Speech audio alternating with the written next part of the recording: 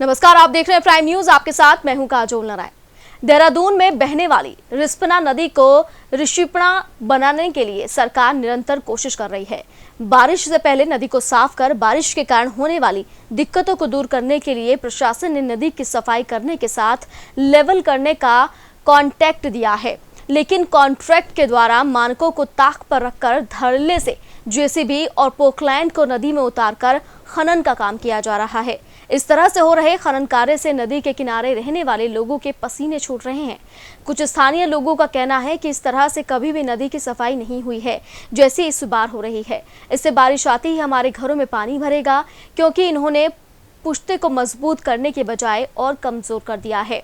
नालों के मुहाने पर मलबा इकट्ठा कर दिया है, जिसकी वजह से और ज्यादा परेशानी बढ़ सकती है। तो देहरादून नियम कानून को ताक पर रखकर अवैध खनन किया जा रहा है। रिस्पना नदी में धड़ल्ले से खनन किया जा रहा है। नदी की सफाई के लिए ये ठेका दिया गया था, लेकिन ठेकेदार ही अवैध खनन कर रहे हैं, जिसकी वजह से बाढ़ आने का खतरा या पानी भरने का खतरा घरों में और ज्यादा बढ़ सकता है।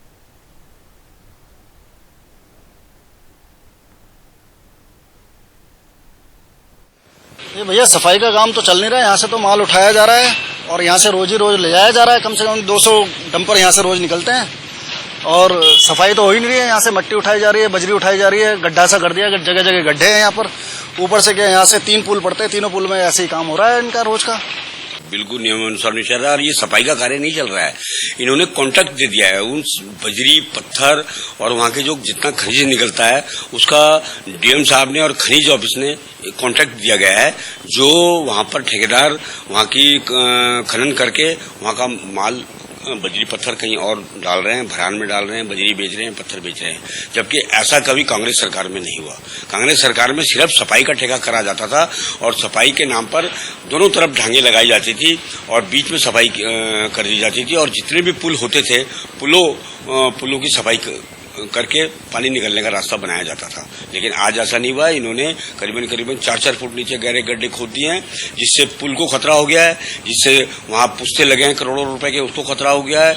जो करोड़ों रुपए की सिवर लैंड 100 करोड़ रुपए की लगभग सिवर लैंड जो नदी रिस्पना में पड़ी है वो उसको खतरा हो गया और हाई टेंशन लाइन को खतरा हो गया। अगर हाई टेंशन लाइन की नींव बिल्कुल कमजोर कर दी है इन्होंने, पुश्तों की नींव कमजोर कर दी है और पुल की नींव कमजोर कर दी है। अभी जो हमारे यहाँ है 30 जून तक के लिए ये जो है अलाउड है। 30 जून के बाद जैसे भी निर्णय डिसीजंस होंगे उसके हिसाब से किया जाएगा। आज शाम को ही मैंने एक रिव्यू भी बुला रखा है और अभी आज सारे एसडीएम्स के साथ इस चीज पर भी रिव्यू किया जाएगा कि जितनी भी माइनिंग हो रही है या रिवर ट्रेनिंग हो रही है वो कितने रूल रेगुलेशन के हिसाब से हो रही है और कितनी कार्रवाइयां उनके ऊपर की गई हैं जो इलीगल माइनिंग में इन्वॉल्व हैं लोग। लाइन पर जुड़ गए हैं पवन, क्या कुछ अपडेट मिल पा रहा है? देहरादून में जिस तरह से काम दिया गया था कि नदी की सफाई हो ताकि जो वहां पर आसपास का एरिया है उसे कोई दिक्कत ना हो, लेकिन यहां पर तो आसानी से अवैध खनन किया जा रहा है। बिल्कुल काजोल, आपको बताएं क्योंकि बरसात से पहले हमेशा ही ये जो नदियां हैं, जो शहरों में बहने वाली जो नदियां हैं, इसके कारण कहीं बरसात के कारण बाधा ना उत्पन्न हो, घरों में पानी ना भरे और बाढ़ जैसी स्थिति ना पैदा हो। इसी के लिए ये रिवर ट्रेनिंग का काम जो कॉन्ट्रैक्ट दिया जाता है हर वर्ष दिया जाता है। इस बार भी दिया गया है, जिसको लेकर के अभी क्योंकि लॉकडाउन चल रहा था इसलिए देर में काम शुरू हुआ और ये बरसात से पहले चालू हो गया था। लगभग 1 माह हो गया है देहरादून शहर के अंदर जो रिस्पना नदी है उसको ऋषिपर्णा बनाने के लिए, उसको साफ सुथरा करने के लिए और बरसात में दिक्कत ना हो, इसलिए रिवर ट्रेनिंग का काम दिया गया। लेकिन आप देख सकते हैं विजुअल जो स्क्रीन पे चल रहे होंगे और आप जिस तरीके से ये पूर्व विधायक का भी आरोप है, क्योंकि इस नदी में जो एक सीवर लाइन पवन, तो इस पर कोई एक्शन क्यों नहीं लिया जा रहा है? क्योंकि तस्वीरों में मैं देख पा रही हूँ कि आसपास की जो मिट्टी है नदी के आसपास की, इसे पूरे को हटाया जा रहा है। इससे और ज्यादा जो नींव है वो कमजोर हो रही है। यही तो खबर असली यही खबर है, क्योंकि जिस तरीके से धड़ल्ले से शहर के अंदर इन जो खनन माफिया है जिनके द्वारा जो रिवर ट्रेनिंग का काम किया जाना था, वो वहां पर जेसीबी और पोकलैंड उतार करके इस रिस्पना नदी है उसमें कुएं जैसे बना रहे हैं। इसमें जो जबकि इनको 1 मीटर की लगभग इसको बराबर करना था, पुश्तों के पास ये मलबा अलग लगाना था और जो इसमें अंदर कूड़ा करकट है उसको साफ करना था और बीच में इसको गहरा करना था, ताकि स्मूथली यहाँ पर जो बरसात का पानी आए वो आगे के लिए बहाव बहता हुआ चला जाए, ना पुश्ते ढहे, ना जो हाई टेंशन लाइन को कोई नुकसान हो, ना ही जो इसमें सीवर लाइन पड़ी हो इसको कोई नुकसान ना हो। लेकिन यहाँ पर अपनी जेब भरने की वजह से अपने फायदे को देखते हुए जो यहाँ पे जो खनन के ठेकेदार हैं जिनको ये कॉन्ट्रैक्ट दिया गया है, वो नियम कानून को ताक पे रखते हुए शहर के बीचों बीच में रिस्पना को ऋषिपर्णा बनाने के बजाय इसको और ज्यादा खतरनाक बना रहे हैं। इसके किनारे पे रहने वाले जो लोग हैं वो आज डरे हुए हैं, सहमे हुए हैं कि बरसात आने के बाद में जो इन्होंने इसके जो मानक के अनुरूप इसकी जो सफाई नहीं की है, इसकी रिवर ट्रेनिंग नहीं की है, इससे बरसात होगी तो घरों में पानी इस बार और ज्यादा भरेगा। आप बने रहिए मेरे साथ, जल्द आपका रुख करेंगे। तो देहरादून की तस्वीरें आप देख रहे हैं जहाँ पर ठेकेदार ही अवैध खनन कर रहे हैं। सफाई का ठेका दिया गया था लेकिन सफाई की जगह अवैध खनन यहाँ पर नदियों से किया जा रहा है। कोरोना महामारी के चलते देश भर में रहे लॉकडाउन के कारण कई जगह लोगों ने इसका अनुपालन नहीं किया, जिसके चलते पुलिस ने आपदा अधिनियम और क्वारंटाइन के नियमों का उल्लंघन की धाराओं में मुकदमा दर्ज कर लिया है। अब कोर्ट के सुझाव के बाद कुछ मुकदमे वापस लिए जाएंगे, जिसकी तैयारी उत्तराखंड पुलिस ने शुरू कर दी है। इस संबंध में अशोक कुमार, डीजी कानून व्यवस्था, बता रहे हैं कि प्रदेश में ऐसे 600 से ज्यादा मुकदमे दर्ज किए गए थे, जिसमें से अभी अस्थायी तौर पर 200 से ज्यादा मुकदमे वापस करने पर विचार किया जा रहा है। लिस्ट फाइनल करने के बाद जिलाधिकारी के माध्यम से शासन को भेजी जाएगी। उसके बाद जो भी निर्णय होगा उसी हिसाब से कार्रवाई की जाएगी। और ज्यादा जानकारी के साथ मेरे सहयोगी पवन मेरे साथ लगातार बने हुए हैं। पवन, देहरादून में अब जिस तरह से लॉकडाउन उल्लंघन के बाद कई तरह के मुकदमे दर्ज किए गए थे, लेकिन जिस तरह से कोर्ट से आदेश आया है, बताया जा रहा है कि कुछ मुकदमे वापस लिए जाएंगे। बिल्कुल काजोल, क्योंकि लॉकडाउन के समय में जो आपदा अधिनियम है, एपिडेमिक एक्ट है, इसके तहत तमाम लोगों को इसके अनुपालन न करने की वजह से मुकदमे दायर किए गए थे। उनमें बहुत से मुकदमे ऐसे हैं जो कि किसी न किसी कारण से कहीं कहीं जा रहे थे और उनके पास कोई सही कारण नहीं पाया गया। कुछ ऐसे मुकदमे हैं जिनको पुलिस वापस कर सकती है, वहीं कुछ ऐसे भी मुकदमे हैं जिनको पुलिस वापस करने के मूड में नहीं है। उसमें से जो तमाम जगह जो क्वारंटाइन का उल्लंघन करने के मामले थे या फिर जानकारी छिपाने के मामले थे, ऐसे मामलों को पुलिस वापस नहीं करेगी। लेकिन अन्य जो तमाम तरह के जो मुकदमे दायर किए लोगों के ऊपर किए गए थे, ऐसे 637 मुकदमे हैं जो सरकार के द्वारा, पुलिस प्रशासन के द्वारा लोगों पर किए गए थे। उनमें से करीब 250 के आसपास ऐसे मुकदमे हैं जिनको सरकार अब वापस ले सकती है। इसके संबंध में पुलिस प्रशासन के द्वारा लिस्ट तैयार की गई है, लेकिन अभी स्थायी तौर पर तैयार की गई। इसको अमली जामा पहनाने के लिए पुलिस अभी मशक्कत कर रही है और जैसे ही ये लिस्ट तैयार हो जाएगी फिर जिलाधिकारी के माध्यम से प्रशासन को भेजी जाएगी और प्रशासन इस पर अंतिम मुहर लगाएगा। उसके बाद में ऐसे तमाम मुकदमे वापस लिए जा सकेंगे। बिल्कुल पवन, आप बने रहिए मेरे साथ, जल्द आपका रुख करेंगे। तो देहरादून में लॉकडाउन उल्लंघन के दौरान कई तरह के मुकदमे दर्ज हुए थे, जिनमें से आधे मुकदमे वापस लिए जाएंगे।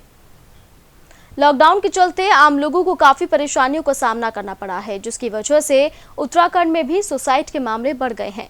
इस संबंध में DG law and order Ashok Kumar ने जानकारी देते हुए बताया कि पिछले सालों की बात करें तो ऐसे मामले लगभग 150 के करीब आते थे, लेकिन इस बार 4 महीनों में ऐसे करीब 180 से ज्यादा मामले सामने आए हैं, जिसकी वजह से लॉकडाउन को भी माना जा सकता है, क्योंकि इस दौरान बहुत से लोग बेरोजगार हुए हैं तो कई लोगों का कारोबार पूरी तरह से ठप हो गया है, जिसकी वजह से लोग मानसिक तनाव में हैं और खुदकुशी कर रहे हैं।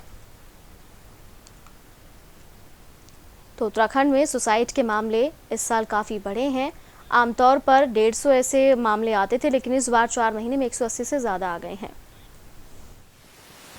हमने डाटा एक दिन बताया था कि 4 महीने में 187 हमारे यहाँ जो है वो है सुसाइड है, और उन 4 महीनों में जो लॉकडाउन का पीरियड है वो तो 1.25 महीना ही है, अप्रैल तक का बताया था। अभी मई तक के आंकड़े और मिलान कर लेते हैं। पिछले वर्षों में ये एवरेज 150 के करीब होती थी 4 महीने की एवरेज। तो हो सकता है कि लॉकडाउन में चूंकि बड़ा टफ टाइम है और काफ़ी उसमें हैं, लोग बाग डिस्ट्रेस में हैं, अवसाद में हैं, तो कुछ हो सकता है कुछ परसेंट बढ़ा हो। तो पूरे समाज को इस विषय पे चिंतन मंथन करने की जरूरत है कि कैसे ऐसे समय में कैसे हम व्यक्तियों की, इंसानों की ऊर्जा को पॉजिटिव चीज़ों में लगाएं और उनको नेगेटिव थॉट्स आने से रोकें। क्योंकि सामान्यतः आदमी जब बिजी रहता है ना, कहीं पढ़ाई में बिजी है, कहीं खेल में बिजी है, कहीं कल्चरल एक्टिविटी में बिजी है, तो उसको नेगेटिव ख्याल नहीं आते हैं। तो ये थोड़ा सा लॉकडाउन पीरियड में इस तरह की समस्या आई है। तो ये मेरे विचार से सामाजिक और आर्थिक और साइकोलॉजिकल मनोवैज्ञानिक विषय ज़्यादा है। में बिजी है, कहीं खेल में बिजी है, कहीं कल्चरल एक्टिविटी में बिजी है। और ज्यादा अपडेट के साथ मेरे सहयोगी पवन दीक्षित मेरे साथ फोन लाइन पर बने हुए हैं। पवन, एक साल में अमूमन उत्तराखंड में 150 मामले आते थे खुदकुशी के, लेकिन इस 4 महीने में लॉकडाउन में 180 से ज्यादा मामले सामने आ चुके हैं। क्या हर खुदकुशी के पीछे लॉकडाउन ही वजह है? बिल्कुल काजोल, आपको बता दें क्योंकि जिस तरीके से ये डीजी लॉ एंड ऑर्डर ने ये जो आंकड़े बताए हैं जनवरी से लेकर के अप्रैल माह तक के, यानी इस वर्ष के 4 महीने के जो आंकड़े हैं वो 187 मामले अभी तक ये सोसाइटी के आ चुके हैं, जबकि उसके बाद में भी अभी 2 महीने और बीत चुके जिसके आंकड़े अभी पुलिस ने नहीं बताया है। ऐसे में ये सवाल जरूर होता है क्योंकि जिस तरीके से लॉकडाउन जैसी परिस्थितियों से देश गुजर रहा था, उस समय तमाम लोग ऐसे थे जो व्यापारी थे, जो शिक्षक थे, जो फिर स्टूडेंट थे, या अन्य जो खेल एक्टिविटीज में थे, या अन्य अलग अलग एक्टिविटीज में जो लोग काम करते थे, वो सब घरों में कैद होकर के रह गए। ऐसे में तनाव की स्थिति जरूर इस माहौल में पैदा हुई है। यही वजह मानी जा रही है कि ये तनाव की वजह से ही ये मामले बढ़े हैं, क्योंकि ये पूरे साल के जो आंकड़े होते थे, सुसाइड के केस होते थे, वो लगभग 150 के आसपास ही होते थे। वो सिर्फ 4 महीने में 187 होना ये एक संकेत देता है कि लॉकडाउन की स्थिति से लोग मानसिक तनाव के कारण सुसाइड के केस बढ़े हैं। और ऐसे में हालांकि डीजी लॉ एंड ऑर्डर या अन्य लोगों की बात करें, वो लोग भी यही कहते हैं, उनका भी, एक्सपर्ट्स का भी यही मानना है कि ऐसे समय में सकारात्मक चीजों पर विशेष तौर से समाज को ध्यान देना चाहिए। जो लोग इस लॉकडाउन की वजह से जिनकी स्थिति डामाडोल हुई है, जिनका रोजगार ठप हुआ है, या फिर जिन लोगों की आर्थिक स्थिति में कहीं न कहीं धक्का पहुंचा है, जिनको क्षति हुई है, उन लोगों से जो समाज के द्वारा सकारात्मक। बिल्कुल पवन, बहुत शुक्रिया तमाम अपडेट हम तक पहुंचाने के लिए। तो देहरादून में से खबर सामने आ रही जहां पर उत्तराखंड में बताया जा रहा है कि आंकड़े जो हैं सुसाइड के वो बहुत ज्यादा बढ़ रहे हैं। 4 महीने में 180 से ज्यादा मामले सामने आ चुके हैं।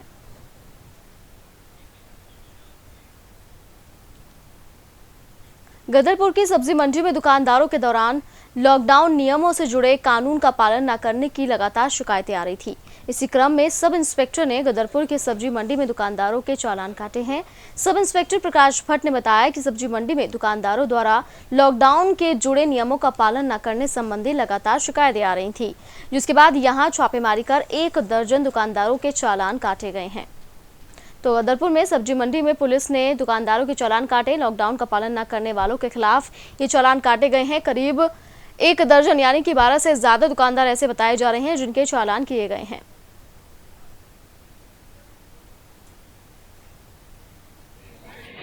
चलाया जा रहा है, जैसे कि बुद्ध बाजार में लोग बागों का आवागमन ज्यादा रहता है, तो जिन लोगों ने मास्क नहीं पहना है और जो सोशल डिस्टेंसिंग का पालन नहीं कर रहे हैं, उन लोगों का चालान है।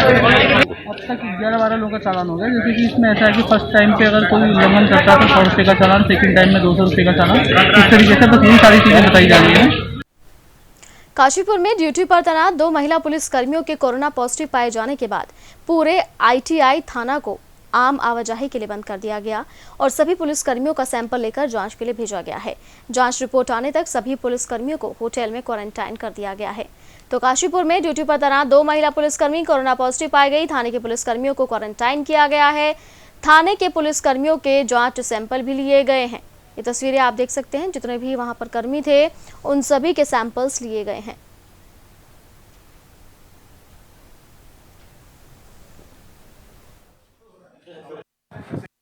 9 सैंपल काशीपुर के पॉजिटिव आए थे, जिसमें 2 महिला कांस्टेबल जो कि ITI चौकी में कार्यरत हैं और फिलहाल IM क्वारंटाइन सेंटर में कार्यरत थी, वो पॉजिटिव पाई गई थी। इसलिए फिर शाम को ही हम लोगों ने कॉन्टैक्ट ट्रेसिंग से पूरे थाने का जायज़ा लिया और वहाँ पे 41 जो कार्यरत लोग थे उनको हमने क्वारंटाइन किया है। और जो एक महिला कर्मी हैं उनके 3 बच्चे और उनके पतिदेव हैं, तो 4 सैंपल उनके हैं। तो टोटल 45 लोगों को हमने क्वारंटाइन करके आज उनकी सैंपलिंग कर रहे हैं और उम्मीद है कि कल तक हमें रिपोर्ट्स मिल जाएंगी और रिपोर्ट्स निगेटिव आने पे हम इनको फ्री कर सकते हैं और अगर वैसा होता है तो फिर पूरा क्वारंटाइन पीरियड करके कोविड का इलाज होगा। नगर निगम रुड़की में फाइलों में छेड़छाड़ और गुम होने के अधिकारियों को शिकायत मिलने के बाद अब नगर निगम अलर्ट हो गया है और नया तरीका अपनाने जा रहा है। आपको बता दें कि नगर निगम फाइलों में ट्रैकिंग सिस्टम लगाने जा रहा है, जिससे छेड़छाड़ और फाइल गुम होने की शिकायतों से निगम को निजात मिल सकती है। नगर निगम रुड़की के सहायक नगर अधिकारी चंद्रकांत भट्ट का कहना है कि फाइल ट्रैकिंग सिस्टम में फाइलों का बोर्ड लगा होता है, जिससे कंप्यूटर में आसानी से मिल सकती है और साथ ही उस कर्मचारी की जिम्मेदारी भी बढ़ जाएगी और काम भी जल्दी हो जाएगा। साथ ही घर बैठे फाइलें सिस्टम में मिल जाएंगी और फाइलों में छेड़छाड़ भी नहीं हो सकती है, जिससे निगम को फायदा मिलेगा।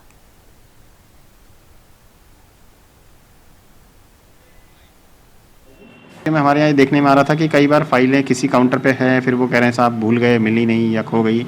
और मैं ऐसा भी मानता हूँ कि जानबूझ के तो होता ही है, लेकिन कई बार ये ऐसा भी होता है परिस्थिति बस कि फाइलें कहीं दबी हुई हैं, वही 8 घंटे काम करने के हैं तो हम ढूंढ नहीं पाते हैं। तो ऐसे में फाइल ट्रैकिंग सिस्टम हमने एक पकड़ा है, जिसमें फाइलों का एक बार कोडिंग जनरेट हो जाता है और उस फाइल का उस बार कोडिंग के बेस पे हम कंप्यूटराइज उसकी एंट्री हो जाती है।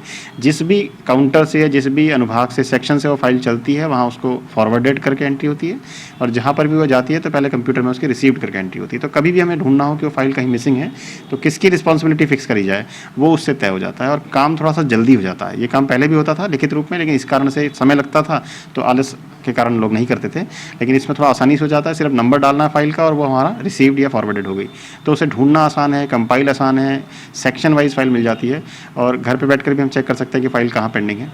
तो इस तरह के फ़ायदे इससे मिलेंगे।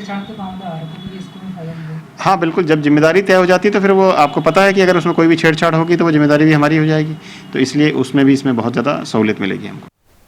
मॉनसून सीजन की शुरुआत हो चुकी है, जिसके चलते डोईवाला तहसील प्रशासन अलर्ट पर है। डोईवाला क्षेत्र में 3 नदियां हैं, जिसमें बरसात के मौसम में बाढ़ का कहर देखने को मिलता है।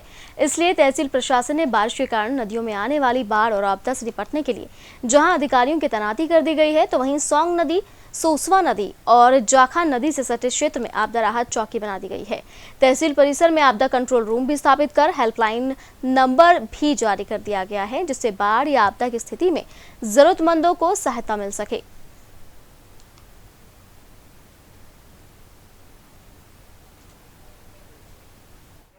उनको लेके यहाँ पे सभी तैयारियाँ हमारी की गई हैं।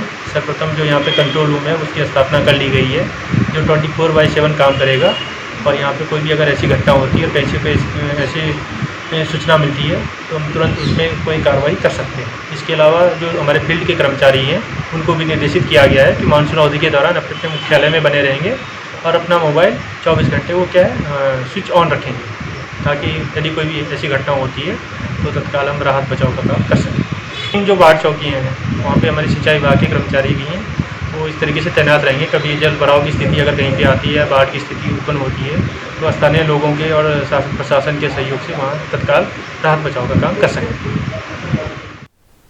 देहरादून से बड़ी खबर मिल रही है। सीआईएसएफ के जवानों ने पौधारोपण किया है। जवानों ने फल और छायादार पौधे लगाए हैं। जवानों ने पेड़ों को बचाने का संकल्प लिया है। बड़ी जानकारी इस वक्त की। सीआईएसएफ के जवानों ने पौधारोपण किया है, छायादार और फलदार पेड़ लगाए हैं और पेड़ों को बचाने का संकल्प यहां सीआईएसएफ के जवानों ने लिया है। तस्वीरें आप देख सकते हैं, जो सीआईएसएफ के जवान हैं वो पौधारोपण करते हुए नजर आ रहे हैं। इनका संकल्प है कि वो पेड़ों को बचाएंगे और नए पौधे लगाएंगे।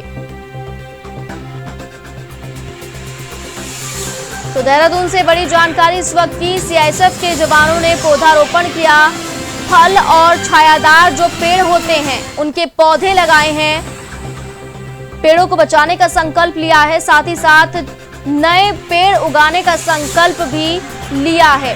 तो एक के बाद एक आप देख सकते हैं कि कुछ डिस्टेंस के साथ यहाँ पर पौधे लगाए जा रहे हैं।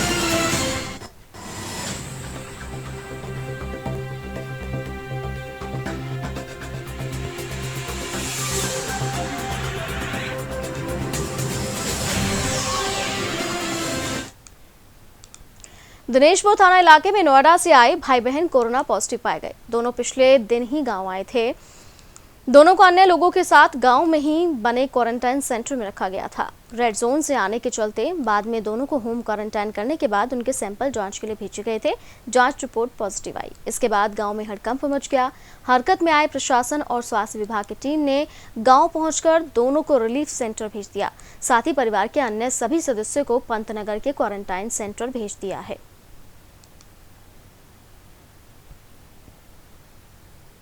ये जो यहाँ पे जो 2 सदस्य पॉजिटिव पाए गए, कोविड-19 पॉजिटिव पाए गए, इनका ट्रैवल हिस्ट्री दिल्ली और नोएडा की थी। इन दोनों को हमारी टीम द्वारा आरटीपीसीआर टेस्टिंग करी गई थी। इसकी रिपोर्ट आज मॉर्निंग में मिली है और इनको फिर यहाँ से हम लोगों ने जिंजर होटल में वहाँ पे संस्थागत क्वारंटीन के लिए भेज दिया, आइसोलेशन के लिए भेज दिया। अभी इन लोगों को पहले से ही हमारी सूची में थे। इनको पहले विलेज क्वारंटीन किया गया था और उसके बाद वहीं से इनके टेस्टिंग के लिए भेजा गया था। आरटीपीसीआर जो स्पेसिफिक टेस्टिंग है उसका आज जब पॉजिटिव रिपोर्ट आई है तो इनको आइसोलेशन के लिए रुद्रपुर भेज दिया गया। बाकी इनके जो घर के जो बाकी जो सदस्य थे उन लोगों को इंस्टीट्यूशनल क्वारंटीन के लिए पंतनगर के लिए भेजने की व्यवस्था की जा रही है। आपका शुभ नाम क्या, किस पोस्ट में? मेरा नाम डॉक्टर प्रशांत चौहान, मैं सामुदायिक स्वास्थ्य केंद्र गदरपुर में मेडिकल ऑफिसर के पद पे कार्य करता हूँ। एक लड़का है और उनका रिश्तेदार है दिल्ली में, तो लड़का भी वहीं दिल्ली में रहता था और लगभग 20-25 दिन हो गए लगभग यहाँ आए हुए। उन्होंने 14 दिन का क्वारंटीन किया गया था, लेकिन जो है 12 दिन में इन लोगों को बाहर भी निकाल दिया गया और वहाँ से ऊपर से पता नहीं कोई डॉक्टर ने लोगों ने कहा है कि जो है 12 दिन में जो है आप लोग अपने अपने घर जाओ और यहाँ क्वारंटीन सेंटर खाली करो, स्कूल खुलने वाला है करके। तो वो लोग घर आ गए और उसके बाद कब इनको ब्लड टेस्ट हुआ वगैरह पता नहीं। आज पता लगा कि इनका जो है पॉजिटिव निकला है। पिछले कुछ दिनों से पेट्रोल डीजल के दामों में लगातार बढ़ोतरी हो रही है, जिसका विरोध राजनीतिक दलों के साथ ही आमजन भी कर रहे हैं। हरिद्वार में बड़ी कीमतों के विरोध में प्रदर्शन किया गया और जल्द ही बढ़े दाम वापस लेने की मांग की गई। लोगों का कहना है कि उन्होंने पहली बार देखा है कि देश में डीजल के दाम पेट्रोल से ज्यादा हो गए हैं। सर ये देखिए, पेट्रोल जो डीजल पहले जो आज की डेट में 12 पैसे ऊपर है पेट्रोल के, जो पहले की डेट में कभी भी ऐसा नहीं हुआ और पेट्रोल हमेशा ज़्यादा रहा है और डीजल हमेशा कम रहा है। तो हमें इसमें ये जरूर और कोरोना काल के अंदर रहते हुए ये चीज़ जरूर हमें देखनी चाहिए कि ऐसा ना हुआ होता, क्योंकि इसके ऊपर जो टैक्स जा रहा है, जो सरकार के पास जो टैक्स जा रहा है वो हमारे अपनी जेब में नहीं आ रहा है और जो पैसा हमारे पास आ रहा है वो हमारी जेब से जा रहा है। मिडिल क्लास आदमी मर रहा है, ना छोटा आदमी मर रहा है ना बड़ा आदमी मर रहा है सर, और जो टैक्स हम दे रहे हैं वो हमारे ऊपर ही गाज बन के गिर रहा है। तो पब्लिक कुछ बोल नहीं रही है, सरकार की गलतियां हैं, दिन प्रतिदिन रेट बढ़ते जा रहे हैं, कोई बोलने वाला है नहीं। जो भी मन में आ रहा है सेंटर अपने मन का कर रहे हैं, घटने से तो रहा, दिन प्रतिदिन बढ़ ही रहे हैं। लॉकडाउन हुआ उसके बाद सर मजबूरी है, क्या करे आदमी को तेल तो गिरवाना है, रोटी तो खानी है। अब जैसे जो सिलेंडर बढ़ेगा रोटी आदमी फिर भी खाएगा, पैसा बढ़ेगा तेल फिर भी गिरवाएगा, लेकिन जो है प्रशासन और शासन दोनों ही इस मामले में कोई भी ध्यान नहीं दे रहे हैं। देश में बढ़ते पेट्रोल और डीजल के दामों को लेकर मसूरी में कांग्रेस ने शहीद स्थल पर धरना प्रदर्शन किया और केंद्र और त्रिवेंद्र सरकार के खिलाफ जमकर नारेबाजी की। वहीं उन्होंने उत्तराखंड सरकार से रोडवेज बसों के बढ़े हुए किराए को तत्काल वापस लेने की मांग की है। शहर कांग्रेस अध्यक्ष ने कहा है कि अगर जल्द सरकार बढ़े हुए डीजल पेट्रोल के दामों को वापस नहीं लेती तो प्रदेश व्यापी आंदोलन किया जाएगा।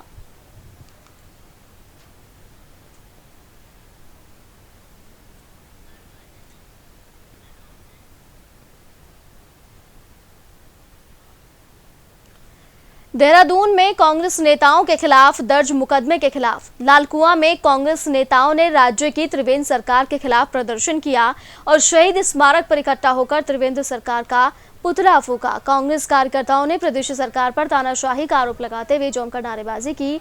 साथ ही कांग्रेसियों पर दर्ज मुकदमे को जल्द वापस लेने की मांग की है। इस मौके पर पूर्व कैबिनेट मंत्री हरीश चंद्र दुर्गापाल ने कहा है कि विपक्ष लोकतांत्रिक तरीके से अपना विरोध प्रदर्शन कर रही थी, लेकिन प्रदेश की बीजेपी सरकार ने तानाशाही करते हुए सभी कार्यकर्ताओं पर मुकदमा दर्ज कर दिया। उन्होंने त्रिवेंद्र सरकार को चेतावनी देते हुए कहा है कि अगर ये मुकदमा वापस नहीं होते तो वे उग्र आंदोलन करने के लिए मजबूर हो जाएंगे।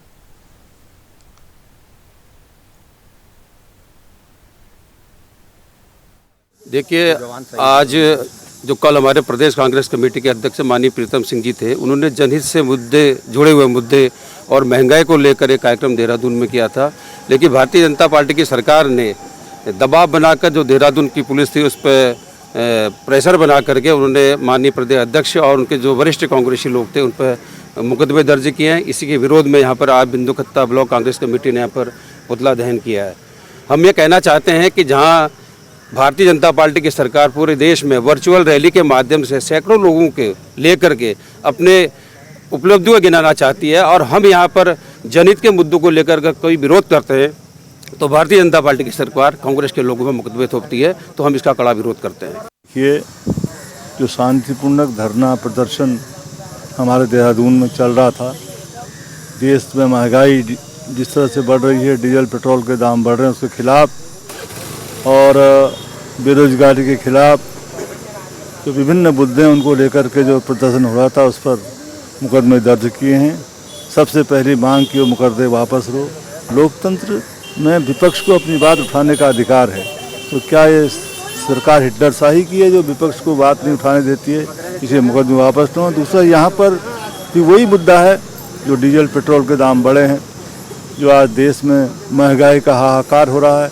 आप व्यापारी वर्ग परेशान है, आप सर वर्ग परेशान है, क्योंकि डीजल पेट्रोल के दाम का असर सारी चीज़ों पर पड़ेगा, महंगाई बढ़ेगी। इसको लेकर के भी यहाँ आज बिंदुखत्ता ब्लॉक कांग्रेस कमेटी के माध्यम से ये पुतला दहन किया गया सरकार का, और ये मांग की गई है कि डीजल पेट्रोल के दाम तुरंत वापस लें और जो झूठे मुकदमे हमारे कांग्रेस पार्टी के अध्यक्ष एवं अन्य लोगों पर लगाएंगे उनको वापस लें। और इसी के साथ फिलहाल खबरों में इतना ही। बाकी खबरों के लिए आप देखते रहिए प्राइम न्यूज़।